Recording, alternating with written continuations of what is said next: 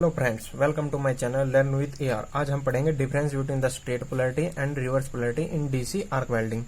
वैसे तो फ्रेंड्स ये छोटा सा टॉपिक है, लेकिन ये वेरी इंपॉर्टेंट है, जिससे इसमें हम समझेंगे कि जो हमारी स्ट्रेट पोलैरिटी और रिवर्स पोलैरिटी में जो बेसिक डिफरेंस होते हैं वो कौन कौन से होते हैं। तो सबसे पहले हम देख लेते हैं स्ट्रेट पोलैरिटी। इसको हम बोलते हैं direct current straight polarity, direct current electrode negative, क्योंकि हमारा जो इसमें इलेक्ट्रोड होता है वो नेगेटिव टर्मिनल के साथ अटैच होता है हमारी पावर सप्लाई के साथ।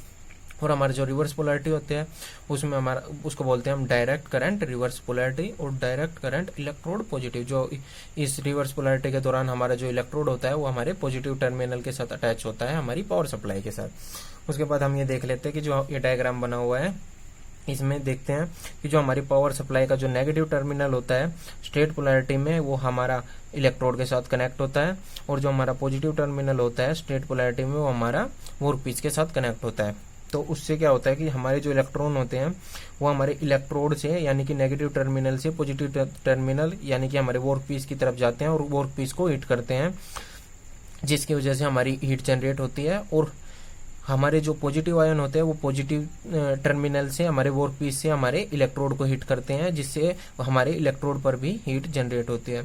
तो जो हमारी इस जोन के अंदर हमारी इस वेल्डिंग जोन के अंदर जितनी टोटल हीट होती है उस हीट की अगर हम परसेंटेज निकालें तो हमारा जो 2/3 पार्ट होता है हमारी स्ट्रेट पोलैरिटी के दौरान हमारा जो हीट होती है वो हमारे वर्कपीस पे जनरेट होती है 2/3 पार्ट हमारी स्ट्रेट पोलैरिटी के दौरान, और जो 1/3 हमारी जो हीट जनरेट होती है वो हमारी इलेक्ट्रोड पे होती है स्ट्रेट पोलैरिटी में। उसके बाद हम रिवर्स पोलैरिटी की बात करें, ये इसका अपोजिट होता है, क्योंकि हमारा जो पॉजिटिव टर्मिनल है हमारा इलेक्ट्रोड के साथ कनेक्ट होता है और जो हमारा नेगेटिव टर्मिनल होता है वो हमारा वर्कपीस के साथ कनेक्ट होता है। तो इस वजह से जो हमारी इलेक्ट्रॉन है वो हमारे इलेक्ट्रोड को हीट करते हैं, उसकी वजह से हमारी जो हीट जनरेशन होती है वो हमारी इलेक्ट्रोड पे ज्यादा होती है, मैक्सिमम मतलब 2/3 पार्ट होती है, और उसके अपोजिट हमारी जो वर्कपीस पे हीट जनरेट होती है वो 1/3 होती है।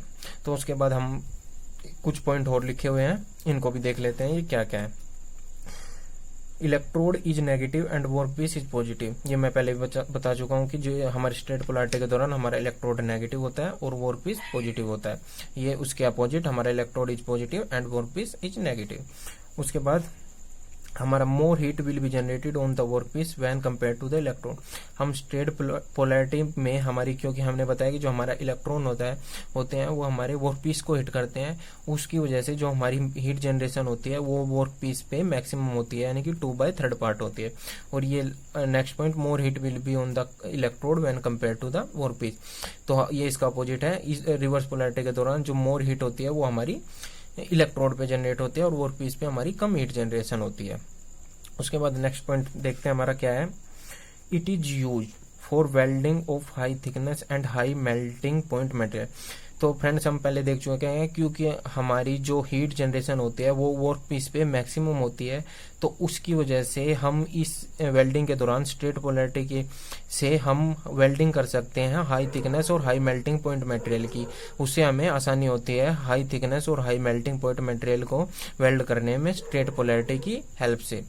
और इसके opposite it is use for welding of less thickness and low melting point material, क्योंकि हमारी जो रिवर्स पोलैरिटी के दौरान जो हमारी हीट जनरेशन होती है वो वर्कपीस पे कम होती है, मिनिमम होती है। इसी वजह से हम इस रिवर्स पोलैरिटी का यूज हम कहाँ यूज करते हैं इसका, जहां पर हमारी जो थिकनेस होती है वर्कपीस की वो कम होती है और जो हमारा मटेरियल होता है उसका मेल्टिंग पॉइंट लो होता है, वहां पर हम इसे यूज करते हैं, क्योंकि हमारी जो हीट जनरेशन होती है वो रिवर्स पोलैरिटी के दौरान वर्कपीस पे कम होती है, 1/3 होती है। उसके बाद नेक्स्ट पॉइंट देखते हैं हम, depth of penetration is more. क्योंकि हम देख पा रहे हैं कि जो हमारा वर्कपीस पे हीट जनरेशन ज्यादा होता है, तो हीट जनरेशन ज्यादा होता है तो उसकी वजह से जो हमारा इलेक्ट्रॉन है और हीट जनरेशन की वजह से जो हमारा पेनिट्रेशन इफेक्ट होता है हमारा वर्कपीस के अंदर, तो हमारा स्ट्रेट पोलैरिटी में ज्यादा होता है, मैक्सिमम होता है, क्योंकि हमारे जो इलेक्ट्रॉन होते हैं वो बहुत तेजी से जाकर हिट करते हैं हमारे वर्कपीस को और हीट जनरेशन वहां पे ज्यादा होती है। उस वजह से हमारी जो डेप्थ ऑफ पेनिट्रेशन होती है वो ज्यादा होती है, और इसके अपोजिट हमारी जो रिवर्स पोलैरिटी होती है उसमें हमारी डेप्थ ऑफ पेनिट्रेशन कम होती है, इज लेस। उसके बाद हमारा जो फाइनल पॉइंट है वो देख लेते हैं, weld deposition rate and the welding speed will be less.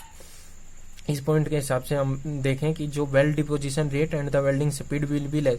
तो फ्रेंड्स हम देखते हैं कि जो हमारी हीट जनरेशन होती है वो हमारी वर्क पीस पे ज़्यादा होती है और इलेक्ट्रोड पे कम होते हैं। इसकी वजह से जो हमारा वेल्ड डिपोजिशन रेट होता है, मतलब जो हमारा इलेक्ट्रोड मेल्ट होकर जो हमारे वो पीस के अंदर फिलअप होता है उसका जो रेट होता है वो कम होता है, और इसी वजह से जो हमारी वेल्डिंग स्पीड होती है वो लेस होती है, क्योंकि हमारा वेल्डिंग डिपोजिशन रेट स्लो होता है, क्योंकि हमारी हीट जनरेशन इलेक्ट्रोड पे कम होती है। उसकी वजह से हमारा जो इलेक्ट्रोड की स्पीड होती है और वेल्ड डिपोजिशन रेट होता है वो कम होता है।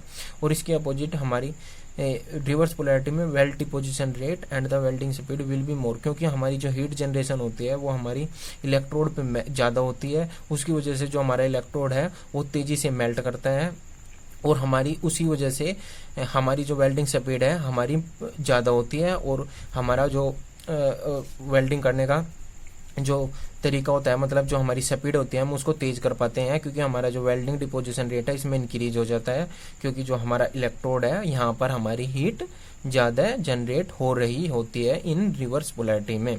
तो फ्रेंड्स आज के लेक्चर में हम सब कुछ पढ़ चुके हैं कि हमारे स्ट्रेट पोलैरिटी और रिवर्स पोलैरिटी में क्या डिफरेंस होते हैं। आई होप कि आपको मेरा वीडियो लेक्चर पसंद आया होगा। इसी तरह की वीडियो को और अपडेट के लिए आप हमारे चैनल को सब्सक्राइब करें। Thank you.